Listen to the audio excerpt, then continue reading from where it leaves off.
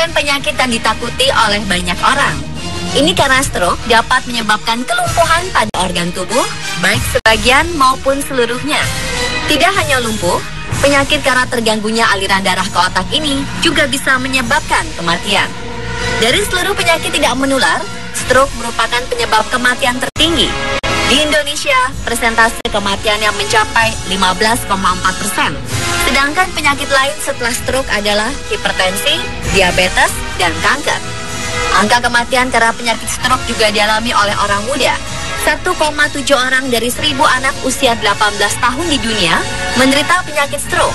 Pemahaman yang keliru tentang penyakit ini bisa membuat kita terlambat untuk berjaga-jaga.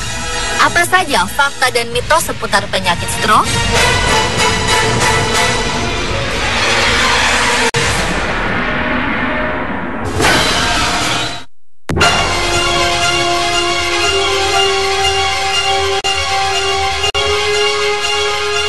Ada anggapan bahwa penyakit stroke hanya menyerang kita di usia lanjut. Benarkah demikian?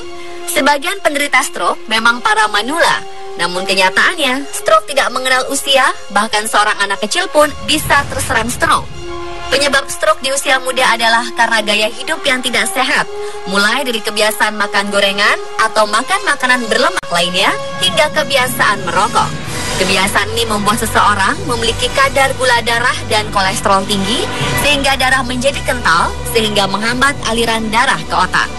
Serangan stroke pada usia muda biasanya lebih ringan dan bisa disembuhkan, karena masih banyak sel sehat yang bergenerasi. Namun jika masih muda sudah pernah terkena stroke, risiko untuk mengalami stroke di usia tua akan lebih besar. Selain gaya hidup, stroke juga bisa terjadi karena adanya kelainan pembuluh darah di otak. Kelainan ini dinamakan aneurisma. Kelainan ini sudah ada sejak lahir, sehingga sewaktu-waktu bisa menyebabkan pendarahan di otak. Inilah yang menyebabkan anak-anak bisa menderita stroke.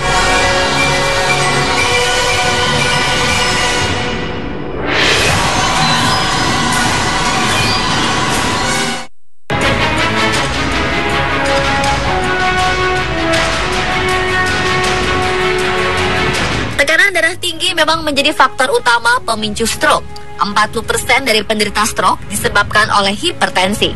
Namun bagi Anda yang bukan penderita hipertensi, tetaplah berhati-hati pada penyakit yang satu ini.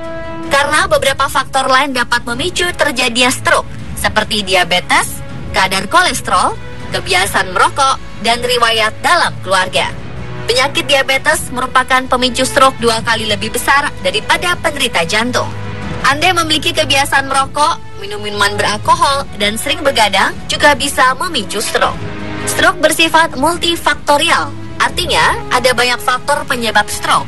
Risiko stroke terbagi menjadi 2, yaitu dapat dikendalikan dan yang tidak dapat diubah. Faktor risiko stroke yang dapat dikendalikan adalah penyakit hipertensi, diabetes, kolesterol, dan merokok. Pengendaliannya bisa dilakukan dengan cara menjaga gaya hidup sehat. Sedangkan faktor yang tidak dapat diubah adalah usia tua dan riwayat keluarga. Untuk menanggulangi faktor yang kedua ini bisa dilakukan dengan mendeteksinya sejak dini, sehingga pengobatannya bisa dilakukan dengan cepat.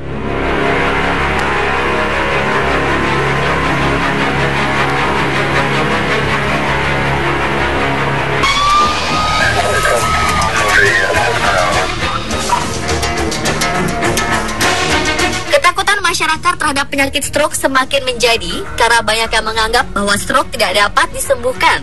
Pemahaman ini wajar karena berdasarkan data yang diperoleh, ada sekitar 500.000 pasien baru yang menderita stroke di Indonesia setiap tahunnya. 25% diantaranya meninggal dan sisanya menderita cacat berat maupun ringan. Proses penyembuhan stroke memang tidak mudah, namun bukan tidak mungkin bisa sembuh 100%. Dengan catatan, penderita stroke cepat terdeteksi.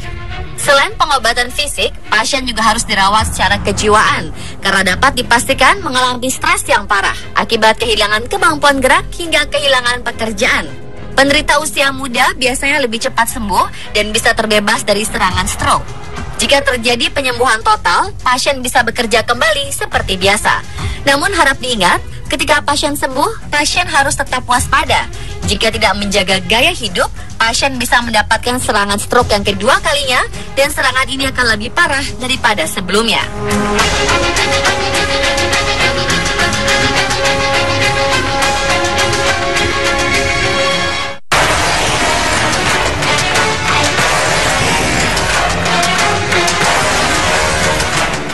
saat mengenal penyakit stroke ringan dan stroke berat, pemahaman ini tidak sepenuhnya salah. Dalam dunia medis, ada dua jenis stroke yang terjadi pada manusia, yaitu stroke hemoragik dan stroke iskemik. Penyakit stroke hemoragik biasanya mengacu pada kondisi koma dan lumpuh yang disebabkan oleh pendarahan otak. Penyakit ini sering dijumpai pada penderita hipertensi yang berusia 50 tahun ke atas. Biasanya berkaitan dengan perubahan patologi pembuluh darah otak yang disebabkan oleh kolesterol tinggi, penuaan pembuluh darah, merokok, diabetes, dan hipertensi. Sementara penyakit stroke iskemik mengacu pada penyempitan dan penyumbatan pembuluh arteri yang menyuplai darah ke otak. Akibatnya, otak tidak mendapat darah yang cukup sehingga menyebabkan rusaknya jaringan otak.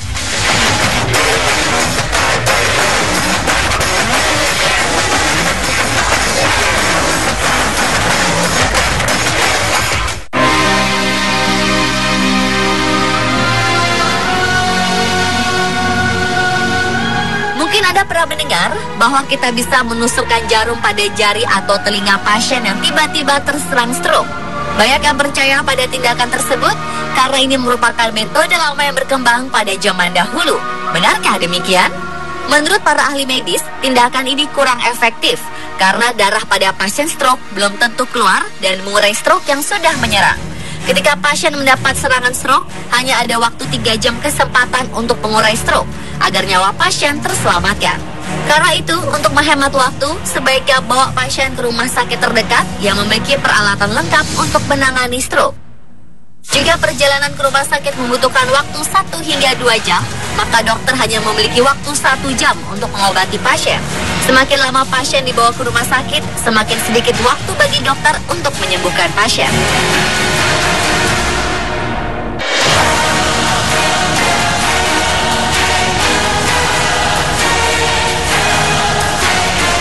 Pemirsa, itulah beberapa fakta dan mitos tentang stroke yang muncul di masyarakat. Stroke bukanlah penyakit yang sulit disembuhkan dan bukan pula penyakit sepele. Kenali gejala pasien sejak awal seperti tubuh terasa kebas, kesemutan sebelah, mulut miring, lidah menjadi cadel, kehilangan kesadaran, tidak memberikan respon saat diajak berkomunikasi, dan pandangan mata menjadi kabur. Kalau beberapa gejala ini sering dialami, segeralah periksakan diri ke dokter untuk mendeteksi kemungkinan mengalami gejala stroke.